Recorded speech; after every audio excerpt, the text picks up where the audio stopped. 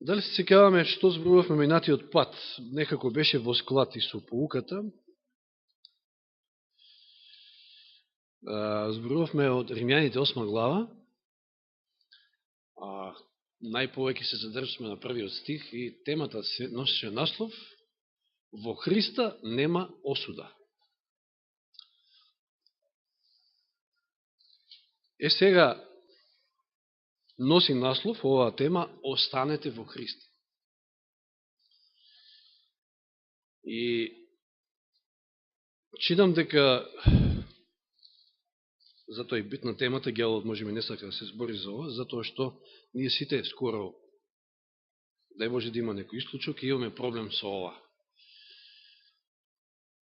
Да, сме дошле кај Христа и верувам дека сите ние сме го искусиле тоа, ико нели тоа не може баш, тоа е искуствено, значи тоа е лично искуство на секој од нас, што значи да си во Христа, нели минатиот пат се обидовме преку стихови да видиме што значи да си во Христа. Ова е исто искуствено, како да останеш во Христа, да чекориш. И дали го правиме ние тоа? Дали е тоа дел од нашето искуство? Исус знае дека му доаѓа часот, треба да замине од земјата и учениците околу него, сеќавате во таа горна соба, каде што е таа последна паска за него, светата причест, востанувањето на светата причест, тие се тука околу него и после самиот чин, нели знаете, Јуда ја напушта собата, остануваат 11 од учениците, и ја користи секоја прилика да ги утеши, да ги охрабри, затоа што знае дека ќе замине. Нели им вели, не знаете вие каде јас ќе одам, вие не можете да одите таму каде што јас. И ред други работи, еве да прочитаме нешто дел од 14 глава Јован. Значи Јован 14 глава. Да не се вознемирува вашето срце. Сеќавате, ова се првите стихови. Вие верувате во Бога, верувате и во мене. Во домот на мојот татко има многу живеалишта. Ако не беше така, јас ќе ви кажев. Зашто одам да ви приготвам место. И кога ќе отидам и ви приготвам место, пак ќе дојдам и ќе ве земам при себе, за да бидете и вие каде што сум и јас. Колку величествени стихови. И ако сме во Христа, ова мора да го веруваме 100%. Нема тука двоумење. Исус е таму, знаеме каде е, во светињата на светињите, се уште е обавува на посредничка служба, но ветил, и тоа што го ветил, тој ќе го исполни. И тој му кажува и на учениците, и на нас денес, како охрабрување, затоа што ќе останат без него, ќе се раздвојат, а тоа не е лесно. Толку време биле заедно. 8 стих. 8 до 11. Филип му рече, Господи, покажи ни го таткото и доста ни е. Исус му рече, толку време сум со вас, нели ме позна Филип? И сега повторно со овој концепт, она што често пати се среќава кај Павле, ма еве и кај Јован во неговите списи, за кое што всушност зборувавме минатиот пат, а ќе продолжиме и денес. Толку време сум со вас и не ме позна Филипе. Кој ме видел мене, го видел и таткото. Тогаш како велиш ти, покажи ни го таткото. Не веруваш ли дека јас сум во таткото и дека таткото е во мене? Она што Павле го кажува, дека ние треба да видиме во Христа и Христос во нас, сега овде Јован го кажува, односно Исус го кажува, преку Јован го запишал, дека истиот тој однос го имал Исус со својот Отец.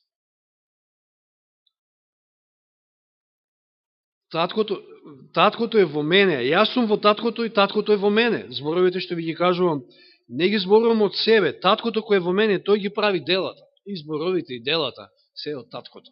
Затоа што јас сум во него, таткото е во мене. Верувајте ме дека јас сум во таткото и таткото во мене. Ако пак не, верувајте заради самите дела. Заради самите плодови. Нели, по плодовите ќе ги познаете. Дали така вели? По што се познава некој, дали е христијанин, дали е во Христа? По плодовите. По ништо друго. Самиот Исус вели, ако не заради друго, заради делата, видете го тоа. Од 15 стих, подолу вика, ако ме любите, ќе ги пазите моите заповеди. Исто, многу битна работа, често пати цитиран стих. 21. Сличен, кој ги има моите заповеди ги пази, тој ме люби, а кој ме люби мене, него го люби мојот татко и јас ќе го љубам и ќе му се јавам сам. Значи, послушноста и љубовта, врска меѓу љубовта и послушноста, гледаме тука. 20 стих, од иста глава. Во оној ден ќе сознаете дека јас сум во мојот татко и вие во мене и јас во вас. Еве сега. Повторно истиот концепт. 27 стих. Во оној ден се мисли на кога ќе го испратам Светиот Дух, сега не читаме се, нели во 14 глава е предси за тоа се однесува, нема да ме оставам сираци, нема да бидете сами, ќе го пратам Духот Свети да биде со вас. 30 стих.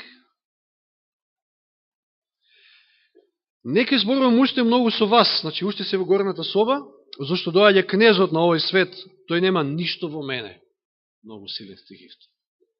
Кнезот од овој свет нема ништо со мене, нема ништо во мене.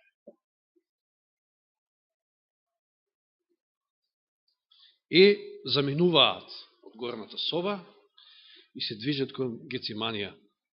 Ноќе е, и како што вели Елен Вајд, таму под полната месечина, Пасха, полна месечина и одејки забележуваат што? Лозија. Што било честа појава, нели, таму. И не само таму, го има и доста и кај нас. И сега, иако малку ја спомнавме ова метафора, ова слика, многу убава, прекрасна слика, значи, не знам, тоа е нашиот мудар Господ, како може, значи, со ваква едноставна слика, да каже толку многу. Јас сум вистинската лоза, 15 глава, Јован така почнува, јас сум вистинската лоза и мојот татко е лозарот. Сега тука малку треба нешто да кажеме дел, за да пред да навлеземе во она суштинското. Исус веле за себе дека е вистинската лоза. Ајде да го оставиме она вистинската, подолу малку, подоцна ќе го кажеме, но зошто лоза? Зошто Исус вели се споредува себе си со лоза? Зошто не е тоа кедар, силниот кедар, цврстиот кедар? Зошто не е тоа, како што вели овде, и силниот даб, прекрасната палма? Бола? Или да, е маслинката, да. Ништо случајно, значи, дури тоа ми беше можеби поттик, иако ова е на дополнување на претходната тема, ама поттик ми беше и тоа, значи, илустрацијата со маслинката, 11 глава Римјаните, и овде имаме лозата, маслинката, нели, Израел. Но Исус веле за себе дека е лоза. Наместо прекрасната палма, величествениот кедар или силниот даб, Исус символично се прикажал себе си преку лозата со своите ластари, кои се превиткуваат. Палмата, кедарот и дабот можат сами да стојат. Ова е таа битна вистина и работа. Сите овие дрва, значи што се спомнати, палмата, кедарот, дабот, стојат сами, самостојно, се цврсти дрва. Но лозата не може. Ја нити сум лозар, нити многу се разбирам околу лози, меѓутоа некој од вас сигурно повеќе, но сте виделе. Сите сме виделе, од Македонија сме, мислим. Ако не сте виделе од лоза, во Македонија, кај ќе видите? Не морате во Израел да одите. Ним не име потребна потпора. Меѓутоа лозата се испреплетува околу потпорите и така се искачува кон небото. така Христос во својата човечка природа се потпрел на божествената сила. И ќе каже во Јован 5:30, јас не можам да правам ништо само од себе. Подосно, нели ќе каже, вие не можете ништо без мене, ама тој кажал и вакво нешто. Јас не можам да правам ништо само од себе.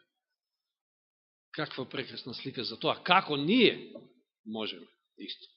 Да се задржиме во Христа. Да останеме, да пребиваме во Христа. Ете зошто е лоза, а не нешто друго. И сега зошто вистинска лоза? Значи, имплицира дека има и некои што не се вистински лози.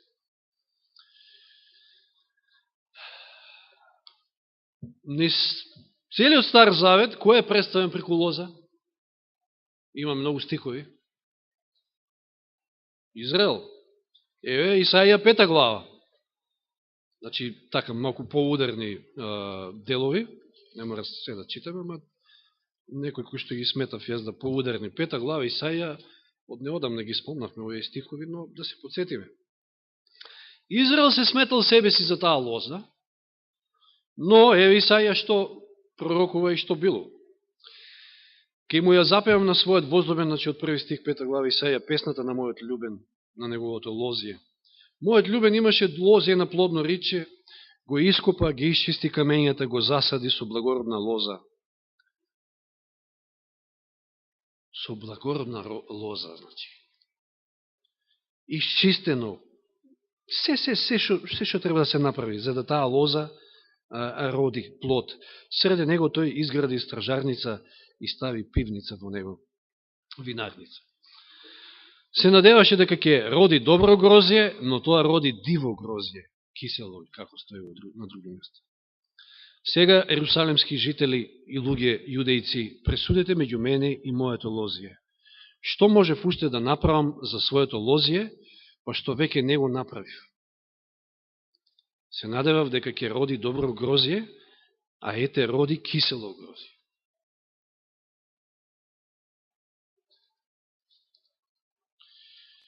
Кога Господ може да го каже ова, може би веројатно сме се соочили и ние со некои ситуации во животот, што можем ја уште повеќе да направам? За татко ми, за не знам кој, што можем? Можем ли нешто повеќе? Ако Господ не може, ако има момент до кој што Господ, од кој што Господ натака не може да се меша во слободната волја, не може некого со сила да пресилува. Место, значи, благородна лоза, окопана, наѓубрена, оградена, се, на крајот ништо, кисело грозје. Потфрлило Израел. Но сега ќе ви кажам што ќе направам од своето лозие. Ќе му го отстранам плетот, значи 5 стих, за да го опустат, ќе го разорнам зиданото, за да го изгазат, ќе го претворам во пустина, ни режано, ни ископано, нека зарасте сето во трниште и трње. Веројатно сте видели некој вакво лозие. Ја пошто често патувам и затоа што бившиот тамо градоначалник на Свети Николе во Апс, а тој ја држеше лозарска Джумајлија, лозарската визба тамо, па еден долг период, голем дел од тие плантажи беа баш зараснати онака. Во трева, не се ни гледаше дека има лозија тамо.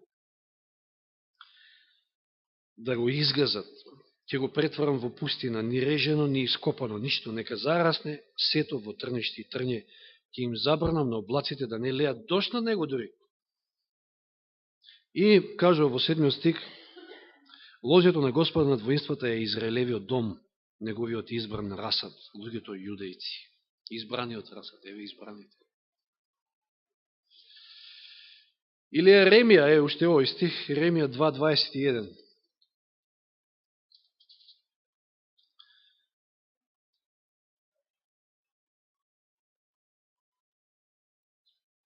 А јас те засадив како избрана лоза, еве, повторно, израз избран, избрана лоза како племенита садница, благородна, не знам зашто благородна, сега тука племенита, како и да е. Само како ли ми се измени во неплоден изрод во дива лоза? Како ли се случи тоа? Израел сметал дека он е таа лоза. Не. Исус е вистинската лоза. И само на калемен, поврзан со таа лоза, со Исуса, можеш да имаш спасение. Израелците сметале дека тие се веќе спасени. Сите други се кучења, сите други... за нив нема спасение, само за Израел. Но, Јован ни кажува, одnosno самиот Исус, значи, кажувајќи ова споредба, ова слика, значи се враќаме во 15 глава Јован, јас сум вистинската, она јас сум, кој имаме овде, вистинската лоза и мојот татко е лозарот. Јас не би сакал да расипам оваа тема, со тоа што многу ви кажа дека не сум ни многу околу лозите, ама јас сакам да расипам со мои зборови, затоа повеќе ќе читам од Духот на пророштвото. Вели понатаму, текстот може да го читаме, тој, лозарот, таткото, ја отстранува секоја прачка на мене, што не дава плод, а ја чисти, ја крои, како сакате, онаа која што дава плод, за да даде уште повеќе плод. Значи, едните се сечат, се отстрануваат, што не даваат плод, нема потреба, значи само зафаќаат место, а другите се кастрат. Значи, вака или онака, ќе поминуваме низ периоди во животот, кога мора да дозволиме да бидеме кастрани, ако сакаме да останеме на лоза, да донесеме плод. Како не би се случило да бидеме отсечени? Вели, вие сте веќе чисти заради Словото кое ви го зборував. Останете во мене, како јас во вас. Еве го. Значи, не само во мене да бидете, треба да останете во мене. Како да останеме? Како што прачката не може да роди плод сама од себе, ако не остане на лозата, така и вие ако не останете во мене. Јас сум лозата, вие сте прачките. Кој останува во мене и јас во него, тој дава многу плод, зашто без мене не можете да направите ништо. Ништо. Едно големо нула. Што сакате правите? Ако не остане некој во мене, тој ќе биде исфрлен надвор како прачката која е исушена, ги собираат, ги фрлаат во оган и ги горат. Многу за мене дури овој дел од 15 глава Јован, па дури целата глава е некако паралелна со Римјаните 8 глава. Ја гледам тука многу поврзаност. Нема време толку многу да навлегуваме во тоа. Евреите од секојаш сметале дека лозата е најблагородна билка и дека е символ на се што е силно, изворедно, плодно. Израел бил прикажан како лоза, која Бог ја засадил во ветената земја. Евреите ја заснувале својата надеж во спасението на својата врска со Израел. Грешката. И пошто сум израелец, јас сум спасен. Пошто сум јуверин. Меѓутоа Исус вели, јас сум вистинската лоза. Не мислете дека заради својата врска со Израел ќе станете учесници во Божиот живот и наследници на неговото ветување. Само преку мене се добива духовен живот.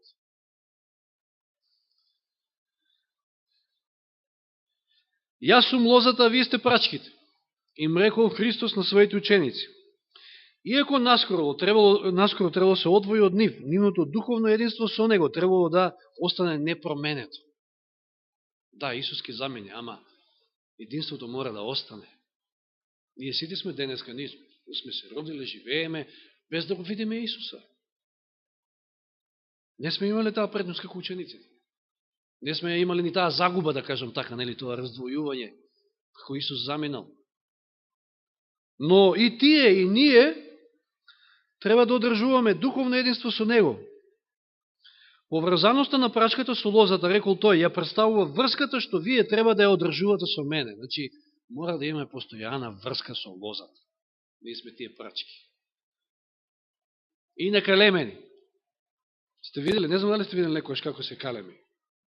Имам видено. Еднаш, еден пријател на татко ми калемеше кај сијата таму дома во Свети Николе.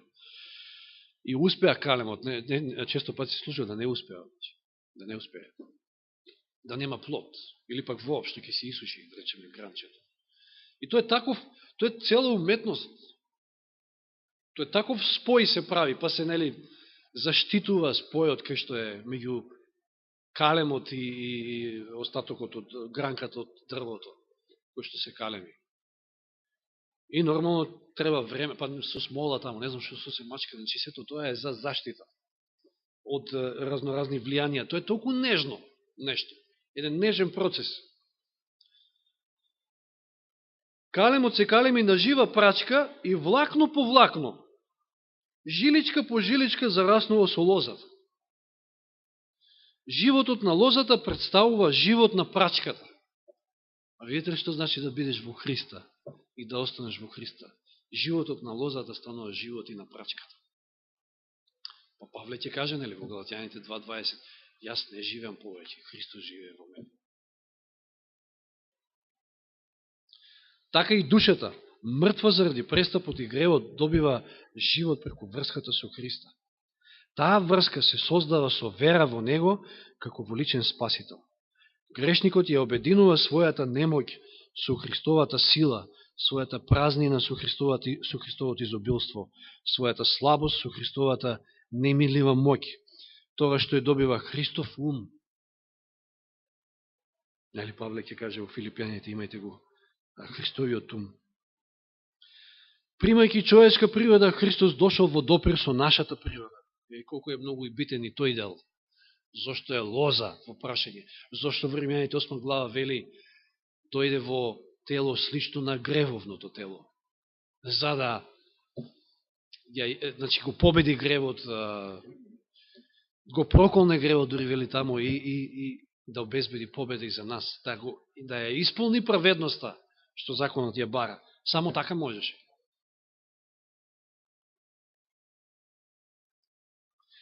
Тоа единство со Христа, еднаш воспоставено, мора да се оддржува. Мора. Христос рекол, бидете во мене и јас ќе останам во вас, како прачката што не може да роди род само од себе ако не биде на лозата, така ни вие ако не останете во мене. Тоа не е никаков случаен допир. Никаква минлива врска. Еднаш спасен, за секој спасен. Спасен сум ја уште од 97-та, 8 март се крстив и од тоа сум спасен. Тоа не е минлива врска, тоа не е нешто во минатото, тоа треба да биде сегашност, тоа треба да биде постојаност, тоа треба да биде постојана врска. Гранката станува дел од живата лоза, пренесувањето на животот, на силата и плодноста од лозата на прачката е непречено и постојано.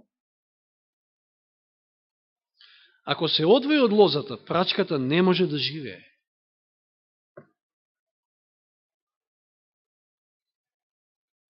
Кој беше плодот на оние кои што одат по телото, таму во Римјаните 8 глава? Значи не се прикачени на лозата, затоа што ако сте прикачени на лозата, тогаш Духот Свети постојано се излева, се влева во вас, љубовта Христова и така натаму. Тоа е таа постојана врска, тогаш имате живот, тогаш имате и мир, тогаш имате и радост, ќе читаме понатаму во 15 глава. Тогаш ги имате сите тие плодови на Духот. Ти го имате Духот, имате љубовта. Ако не, ако одите по телото, не по Духот, што е резултат? Смрт, вели таму Павле во Римјаните 8 глава.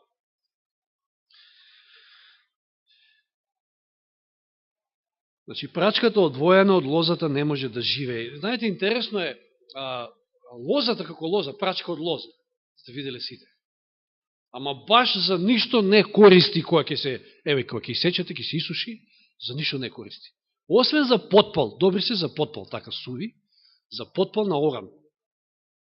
Инаку жар, ни за тоа не се добри, никаков жар нема од тоа. Ај земете направите, не знам, клупа, маса. За ништо не користи прачка од лоза. Стварно за ништо не користи. А користи за, молим?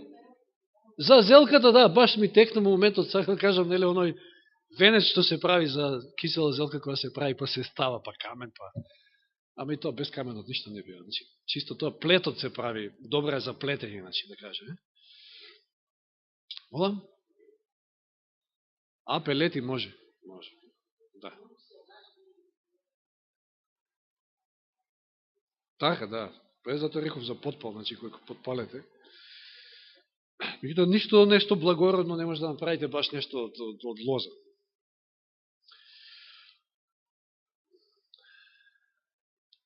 Исто така рекол Исус, вие не можете да живеете одвоено од мене. Животот што го добивате од мене може да се одржи единствено во заедница со мене. Инаку нема живот. Без мене не можете да совладате ниту еден греф. Не можете да се спротиставите ниту на едно искушение без мене. Без мене не можете ништо. Ова е толку едноставно е сега, нели? Па дори Исус ни го поедноставил со оваа убава слика со лозата, ама мора да се искуси да се живее. Не може тоа баш да се објасни, не знам, во детали. Секој може да каже некој своje искуство животно, ама секој е посебен. Бидете во мене и јас ќе останам во вас. Да се биде во Христа значи постојано да се прима Неговиот дух. Значи да се живее живот на безусловна преданост на Неговата служба. Каналот на комуникација меѓу човекот и Неговиот Бог не смее никош да се прекине. Како што прачката постојано црпи животен сок од лозата, така ние мораме цврсто да се држиме за Исуса и со вера да примеме од Него сила и совршенство на Неговиот карактер. Постојаност. Нам не фали постојаност. Кога ние би биле постојани, кога ние постојано би дале значи многу обилен плод. И на луѓето нема да им биде тешко да препознаат. Знаете како што претходно не случајно прочитав 14 глава кога Филип нели вика да го видиме таткото, па Исус му вели ме гледаш таткото. Значи ако ме гледаш мене, го гледаш и таткото. Зошто? Затоа што таткото е во мене и јас сум во таткото. Производ на ова, ако сум јас во Христос и Христос во мене, знаете ли што е? Ме гледаш мене, го гледаш Христа. Тоа треба да биде. Во секој од нас.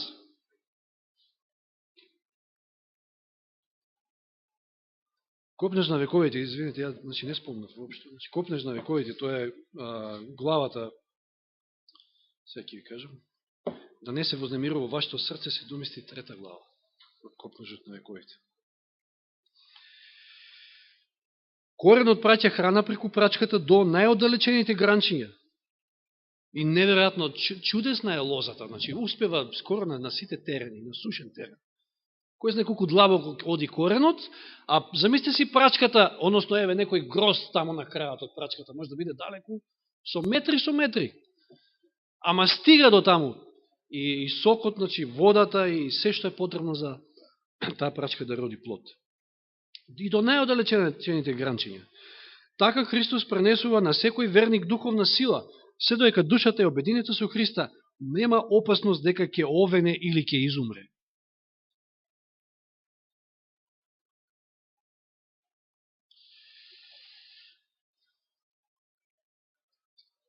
И вели, ако живееме со вера во Божиот Син, плодовите на Духот ќе се покажат во нашиот живот и нито еден од нив нема да ни недостига.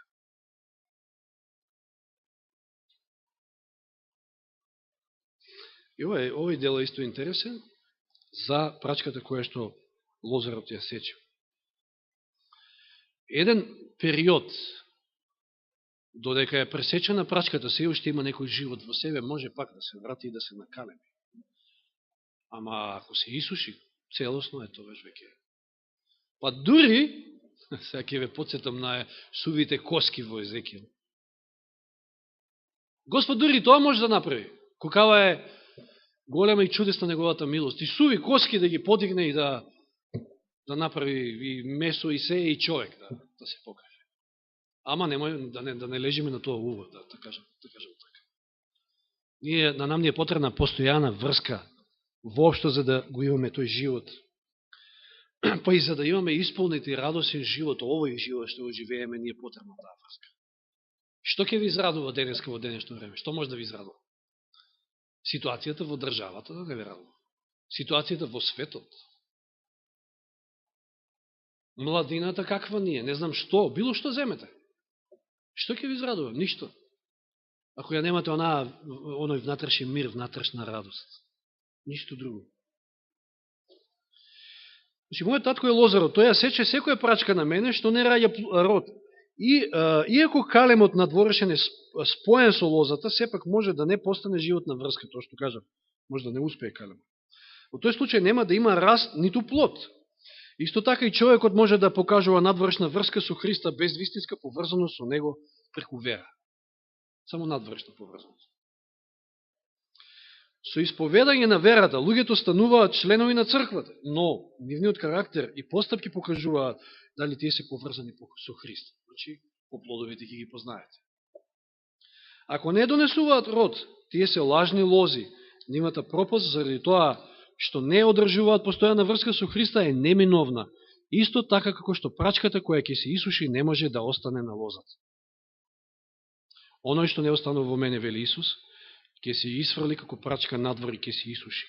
Потоа таквите ги собираат и ги фрлаат во оган да изгорат.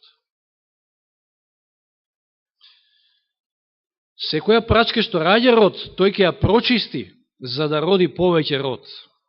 Од избраните 12 и сега, еве ќе ве вратам во горната соба. Оти тука сакам да поврзам со цитати од Дела на апостолите. Од избраните 12 што го придружувале Исуса, еден брзо ќе биде отфрлен како сува прачка. Јуда. А останатите ќе дојдат под ножиците.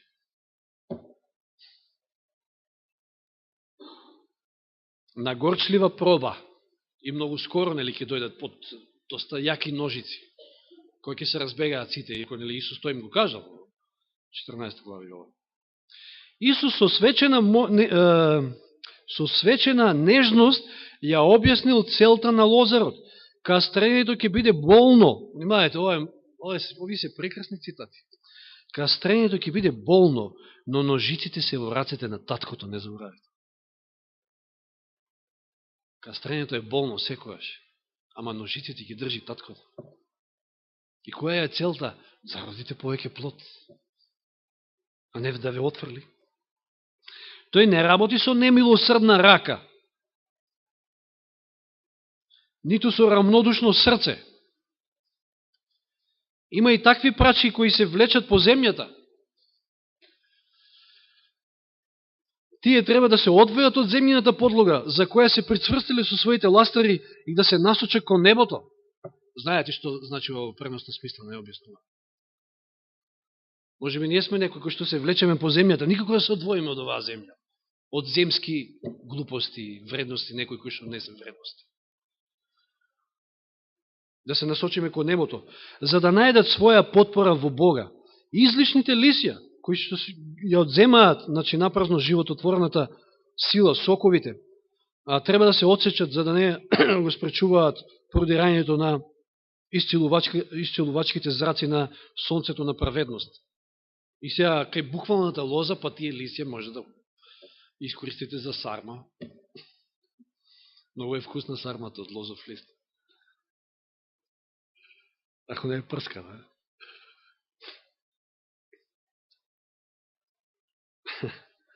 Премногу густите гранки треба да се отсечат, истото да сонцето на праведноста допре со своите зраци.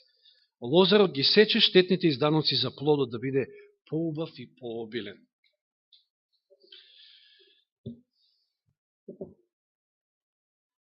И сега, ќе видиме дека аналогно на тоа, значи поврзано со она што читавме, во горната соба еден излегол, Јуда, тргнал за да го предаде Исуса. Тоа е таа сува прачка, кој што се одвоила од лозата. А била поврзана. Тоа е искрено, ке читаме. Во 55 глава од Дела апостолски, од на самиот почеток, ученик наполно преобразен со милост. Тоа збор за Јован, ама тука прави според Белен Вајд на Јован и Јуда, кој што ќе каже дека се представници на сите што тврдат дека се Христови следбеници. Или ќе завршиш како Јован, или како Јуда. Или си поврзан со лозата, постојана врска имаш и даваш плодови, или ќе се исушиш, ќе се одвоиш од лозата, ќе се исушиш, нема живот без лозата. Животот на ученикот Јован е пример на вистинска посветеност.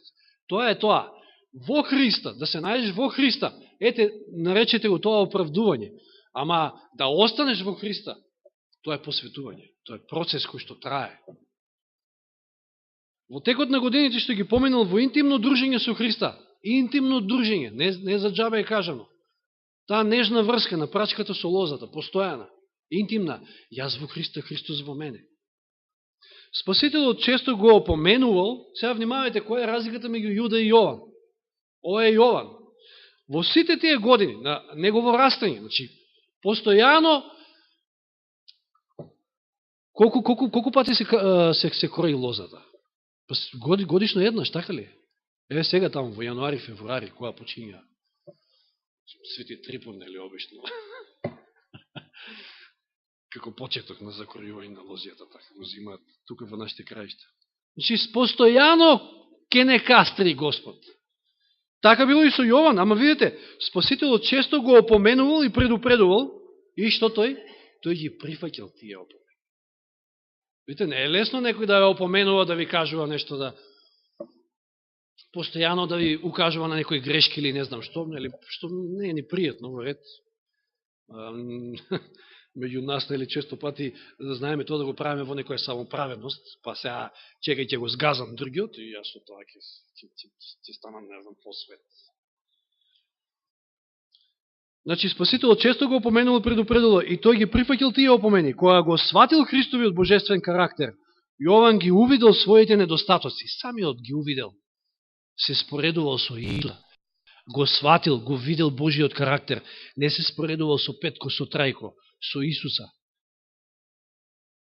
Ги увидел своите недостатоци и тоа сознание го сторило понизен. Ова е исто така не недостаток. Како тоа тешко некој пати ги увидуваме своите недостатоци и како е тоа тешко да станеш понизен. А тоа е најголемата христијанска величина, нели, Елен Вајт вели во една друга прилика. Од ден на ден се повеќе забележувал колку неговиот жесток дух е поразличен од Христовата благост и од неговото долго трпение. Од ден на ден. Значи, он секојдневно гледал во Христа, не во друг некој. Нели, Павле вика во Коринјаните дека така ќе растеме од слава во слава. Гледајќи во Христа. Или ќе ја истрчаме трката, гледајќи во Христа. И ги споредувал, значи, својата жестокост, жесток дух, знаеме Јован со Јаков, брат му, како биле наречени, со долгото трпение на Исуса и ги слушал неговите поуки за кротоста и стрпливост. Секој ден неговото срце станувало се поприврзано кон Христа. Видите, константен раст, константна врска, постојана врска со лозата. Што прави? Додека во љубовта кон учителот не се загубил наполно себе си од вид.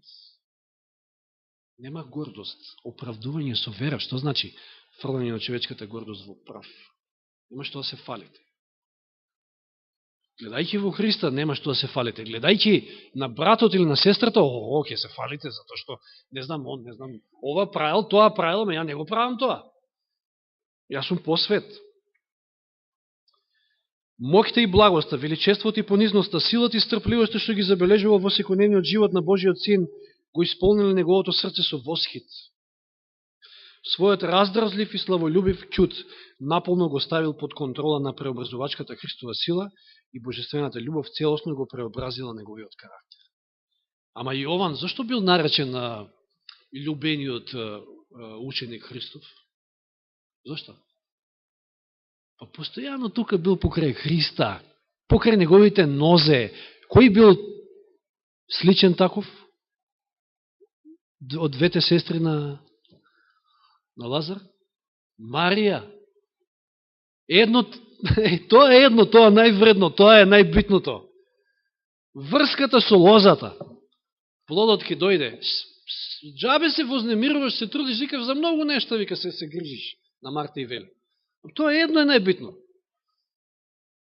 Се грижиме често пати, немало пари, не знам ова, не знам тоа, па како ќе поминеме месецот, а Господ ни вика, барете го најнапред Божието царство и неговата правда, се друго ќе ви се дода. И ние пак се грижиме. Затоа што не се фаќаме со вера за тоа ветување. И за тие зборови. И за икс други. Во очигледна спротивност со посветеноста која што го преобразила животот на Јована, бил животот на ученикот Јуда, сувата прачка. Тој тврдел дека е Христов ученик, како и другите 11, но само на изглед бил побожен. И тој не бил наполно нечувствителен. Тој не бил наполно нечувствителен кон убавината на Христовиот карактер. Имало, тоа е привлечна сила. Христос, неговиот карактер, тоа е сила. Нели, како вели, кој ќе бидам издигнат поготово, нели, на она најголемо дело на љубовта, и издигнат над земјата, сите ќе ги привлечам кон себе. Тоа е навистина сила која што привлекува, значи, да се чудиш колкав отпор даваат луѓето на таа сила за да не дојдат кај Христа. Да се чудиш. И тој не бил наполно нечувствителен кон убавината на Христовиот карактер и често, додека ги слушал зборовите на Спасителот, бил осведочуван. А не може да не бидеш. Меѓутоа, тој не бил приготвен да се понизи во срцето. Еден проблем. Не бил понизен. Ниту да ги признае своите греови. Па ако не си понизен, тешко се признавате гревовите. Спротивставувајќи му се на божественото влијание, тој само го срамел учителот, иако тврдел дека го сака. Денеска сите христијани викаат, ние го сакаме Христа. И Јуда тоа го тврдел. Тоа го велел. Додека Јован сесрно се борел против своите недостатоци, Јуда го задушувал гласот на совеста и му попуштал на искушението, развивајќи се повеќе лоши навики. И колку повеќе го угушуваш гласот на совеста, одиш во спротивната насока. Да се спроведат во животот вистините што ги проповедал Христос, било спротивно на неговите желби и цели. Па да. Па, а што очекувавме, ќе дојдеме во црква, сакаме да го следиме Христа и да си тераме кејф во животот? И колку пати ние сме се соочили со многу работи кои што се спротивни на нашите цели, на нашите желби, телесни или нормално. И тој вели не можел да се придобие, да се откаже од своите идеи за да може да прими небесна мудрост. Наместо да оди во светлина, решил да остане во мрак. Се предавал на лоши желби, на лакомство, на одмазда, на мрачни и подмолни мисли. Така што сатаната на крај наполно завладел со него. И му немало спас. Не дека Господ го отфрлил. Тој самиот. Ја ставил онаа последната цигла. И сега доаѓа оној дел Јован и Јуда се представници на сите што тврдат дека се Христови следбеници. Обајцата како ученици имале исти можности да го проучуваат божествениот пример и да го следат него. Исти можности, потполно. Обајцата биле во тесна заедница со Христа. И обајцата биле во тесна заедница со Христа, вика цитатот. Но исто така и обајцата биле во тесна заедница со Христа и уживале предимство да ги слушаат неговите поуки. Секој од нив има сериозни недостатоци во својот карактер. И Јован не бил некоја цветка за мирисање. Бунтовен, жесток дух, синови на громот. Но исто така и пристап кон божествената милост, која го преобразува карактерот. Меѓутоа, доека првиот понизно учил од Исуса, коленичел покрај нозете, вториот покажувал дека не е творец на зборовите, туку само слушач. Првиот секојдневно се откажувал од себе си, значи умирал. Секојдневно, дали зборувавме од текот на минатите полуки, секој ден треба да умираме за нашето јас. Зато што таа природа е тука, ја носиме со себе. Не куша, постојано. Значи, првиот секојдневно умирал за себе си, се откажувал од себе си, го победувал гревот и се посветувал со вистината, вториот и се опирал на силата на милоста која преобразува. попуштал пред себичните желби и паднал во робството на сатаната.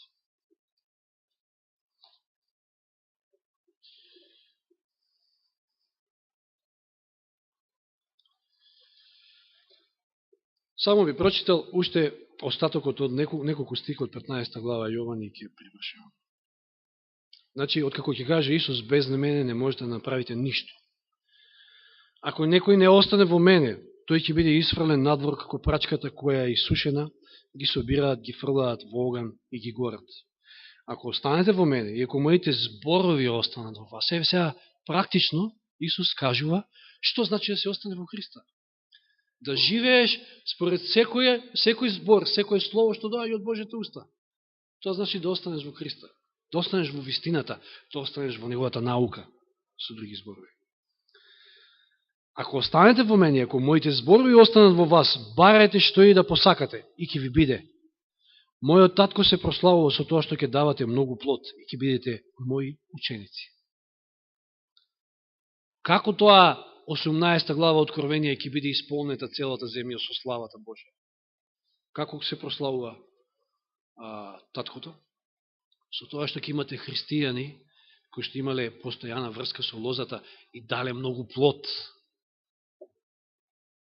И тоа се гледа Христовиот карактер преку нив. Како што таткото ме возлюби мене, така и јас ви возлюби вас, останете во мојата љубов. Останете во Божјата, во Христовата љубов, на тој начин ќе останете во Христа. И уште ќе останете во мојата љубов, ако ги запазите моите заповеди. Тоа го читавме во 14 глава. Како што и јас ги запазив заповедите на мојот татко и останал во неговата љубов. Следете го мојот пример. Ова ви го реков, за да биде мојата радост во вас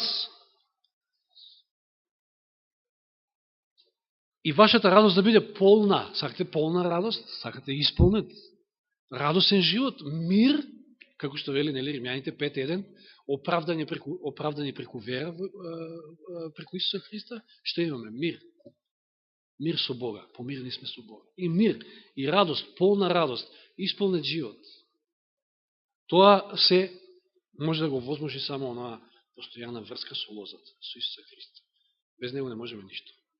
А Павле ти каже во Филипјаните 4.13, се можам преку Христа. Или се, или ништо. Значи, се или ништо. Амин.